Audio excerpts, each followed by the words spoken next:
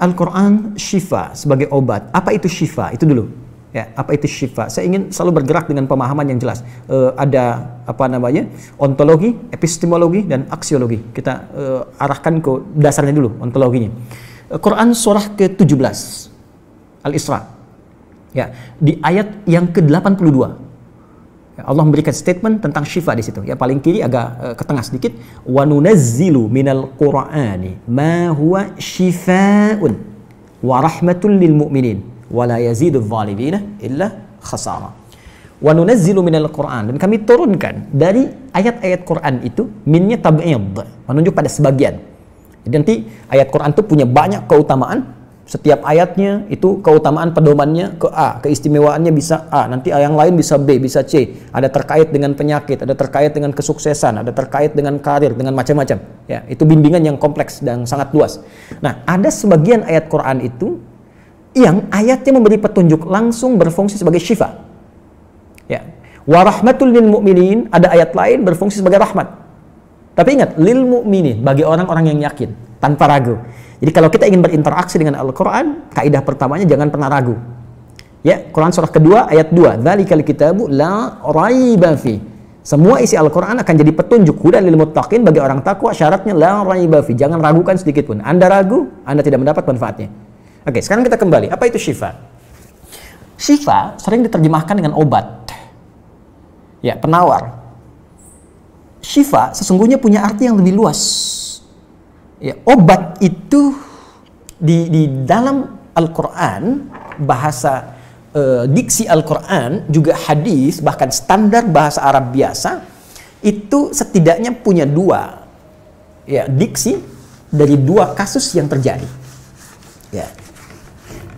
Satu begini, jika penyakit ya, yang butuh obat, penyakitnya itu berupa penyakit fisik saja, secara fisikal. Misal, saya katakan misalnya sakit gigi, fisik ya, fisik saya yang kena. Kemudian sakit perut, sakit kepala, itu penyakitnya disebut dengan daun. Daun. Oke? Penawarnya, obatnya disebut dengan dawaun. Ini. Baik kan? Ya. Karena itu ada kalimat begini yang disandarkan pada Nabi SAW, likulli da'in dawaun. Di setiap penyakit fisik itu mesti punya keyakinan pasti ada obatnya. Jelas ya? Nah, yang kedua, ada jenis penyakit terkait dengan fisik juga, tapi sudah melewati batas-batas dawa. Jadi ini menggunakan obat medis standar, ya ini susah. Bahkan sebagian mengatakan, dokter mengatakan, wah ini nggak bisa nih, udah give up gitu kan? It's impossible, ini nggak mungkin, ya. Jadi sudah give up di sini, ini udah nggak memungkinkan. Nah. Atau yang kedua, penyakitnya tidak terkait dengan fisik secara langsung, tapi ada yang terkait dengan aspek-aspek psikal, ya, secara psikologis, penyakit hati, iri hati, dengki, dendam, dan itu juga berpengaruh kepada fisik, tapi sudah melampaui batas fisik. Orang iri hati kan fisiknya terganggu, kayak enak makan, kan? Ya pusing, tidur, bahkan tidur pun masih nggak enak, ngigonya juga masih dengki juga, gara-gara kamu nih tidur masih keluar kalimat itu, ya nggak enak kan? Dan nggak mungkin berobat mencari dawa, nggak mungkin. Ya silahkan cek ke rumah sakit, ada poli dendam, poli iri hati, nggak mungkin. Ya, yang ada poli gigi, poli mata, gitu kan? Poli iri hati, poli dendam, nggak ada, poligami nggak ada di rumah sakit. Anda nggak mungkin menemukan itu. Ya, nah, maka penyakit yang lebih lekat kepada aspek non fisik itu seringkali diistilahkan oleh Al-Quran dengan kata marad namanya. Maradun. Ya, penyakit hati. Karena itu ketika Allah menyifati orang munafik yang hatinya bermasalah, Allah tidak menyebutkan kata daun, tapi menyebutkan kata marad. Silahkan cek di Quran surah kedua Al-Baqarah ayat 10. Fi qulubihim marad. Ya, di dalam hati mereka ada penyakit. Hati yang di sini bukan hati fisik ya. Ya, tapi sumber kehidupan kita yang ditetapkan oleh roh. Nanti ketika fisik itu mulai sempurna selama 4 bulan jadi mudghah, Jadi kan ada 3 tahapan seperti kita ketahui, ya. Dari mulai di Al-Arba'in, kalau kita baca Al-Arba'in, Al-Imam An-Nawawi, hadis nomor yang keempat, ya, Abdullah bin Mas'ud radhiyallahu ta'ala anhu, qala Rasulullah SAW, huwa as-sadiqul masduq, inna ahadakum yujma'u fi batni ummihi 40 yawman nutfah. 40 hari pertama, ya, itu baru berbentuk penyatuan, perpaduan antara spermatozoa dengan ovum, thumma yakunu alaihi 'alaqah. Kemudian mithla dzalika 'alaqah, 40 hari kedua berbentuk zigot yang telah menempel di dinding rahim. Thumma yakunu mithla dzalika mudghah, 40 hari ketiga berbentuk mudghah, daging keratan. Bahkan sudah jadi bahasa sekarang, ya, di masa bahasan janin, ya, di kurikulum kedokteran saya lihat redaksinya sama, mudghah, ya. Nah, dalam fase ini kemudian ditiupkan roh, ya, wa yursalu alaihimul malak, alaihil malak, dan diutus malaikat, wa yu'maru bikatbi arba'in, dan diperintahkan menetapkan 4 hal. Nah, saat ditiupkan roh ini, itu terjadi kemudian penyatuan antara fisik dengan roh. Itu ada di Quran surah ke-15, ya, ayat ke-28. Ya, wa idz qala rabbuka lil malaikati inni khaliqun basyara min salsalin min hama'in masnun fa idza sawaituhu wa nafakhtu fihi min ruhi. Jadi roh masuk ke dalam jasad seseorang, ya, ke dalam fisik seseorang. Ketika sudah masuk, dia bisa bernafas, kan, ada kehidupan, unsur kehidupan. Karena itu nafas terambil dari bahasa Al-Qur'an. Jadi begitu kemudian sudah masuk roh ke dalam jiwa, menjadi nafas namanya, berubah dari roh jadi nafas. Ya, maka dia membawa 2 potensi. Ya, ada fujur, ada takwa. Di Quran surah 91 ayat 7 sampai 10. Wa nafsi wa ma sawwaha fa alhamaha fujuraha wa taqwaha. Jelas, ya? Maka wa nafsi wa ma sawwaha, jika roh sudah masuk ke dalam jiwa jadi nafas, dan disitulah manusia bisa bernafas. Tapi jangan lupa, dia membawa 2 potensi. Ada potensi kebaikan, takwa, ada katalis kebaikan. Saya tidak mengatakan yang buruk. Itu katalisnya. Jadi lawannya langsung. Yaitu jujur, lawannya dusta. Ya, marah, lawannya sabar. Yang sabar itu takwa, jujur itu takwa. Yang marah, yang sombong, yang bohong, itu namanya fujur, itu katalisnya. Di Allah menciptakan sifat marah bukan ingin membuat Anda pemarah, tapi ingin kemudian memacu supaya yang sabarnya muncul. Sebab kalau nggak ada marah, bagaimana bisa ada sabar? Itu cara membacanya. Nah, di sini terjadi pergolakan. Ya. Apa kaitannya dengan ini? Orang-orang yang tidak bisa mengendalikan sifat takwanya dan tidak menjadikan sifat fujurnya sebagai katalis, tapi diikuti menjadi dominan, maka jadi penyakit di hatinya. Itu yang disebutkan dengan marad namanya. Ya, itulah yang memunculkan penyakit riya, pamer, gitu kan? Sum'ah, ingin didengar orang, sombong turunannya, ya, kemudian dendam dan sebagainya. Ini marad. Marad ini dan penyakit yang sudah melewati batas fisik, kalaupun terkait dengan fisik, nggak ada obatnya dari dawa. Yang ada hanya syifa. Syifa.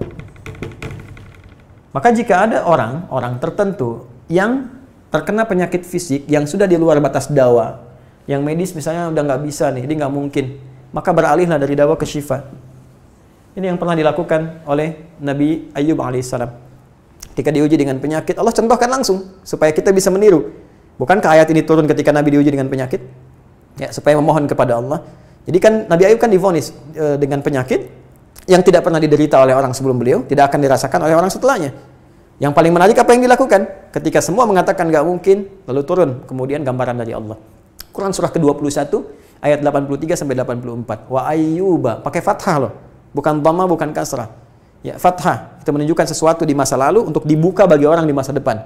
Ya, fataha itu dibuka. Itu ilmu lughahnya. Saya spesialisasi di bahasa Arab. Jadi di antara makna itu fathah, kenapa ada fathah, ada dhamma, ada kasrah, itu ada maknanya. Wa ayyuba, dan kami buka kisah Ayub di masa lalu sebagai inspirasi untuk orang di masa depan. Idnada rabbahu anni masanni yadhurru wa anta arhamur rahimin. Ketika beliau mulai meninggalkan opini manusia dan mulai kembali kepada Allah dengan sangat kuat untuk spesifik memohon kesembuhannya. Ya Allah, penyakit ini sudah mengganggu saya. Untuk ibadah, itu poinnya. Untuk ibadah. Jadi ternyata kalau ingin disembuhkan dengan cepat, arahkan kesembuhan itu untuk niat kita beribadah. Kalau cuma pengen sembuh saja, jangankan Anda yang belum beriman pun kalau sakit pengen sembuh. Terus Anda tujuannya apa dari kesembuhan itu? Kalau cuma pengen minta dunia, apa dengan sakit belum cukup menjadikan Anda ingat Allah? Maka arahkan permohonan itu untuk kesembuhan supaya punya niat ibadah. Ya Allah, saya pengen sholat lagi. Ya Allah, saya pengen ke masjid lagi, pengen tahajud lagi. Mohon ya Allah, penyakit ini sudah mengganggu saya tahajud, saya pengen sholat lagi. Wa anta arhamur rahimin, sedangkan Engkau yang paling sayang kepada saya. Kalau yang Maha Penyayang saja tidak menyembuhkan saya, kepada siapa lagi saya mesti memohon? Nah, tahu apa yang terjadi? Begitu kalimat itu muncul dengan penuh kekuatan, keyakinan, visi yang benar, memanggil Allah dengan panggilan yang sangat halus, lembut, ya, terasa ke dalam jiwa, maka jawabannya tidak menunggu lama. Fastajabna. Fastajabna lahu fakashafna ma bi min dhurrin wa atainahu ahlahu mithlahu ma'ahum rahmatan min indina wa dzikra lil 'abidin. Lihat ujung ayatnya.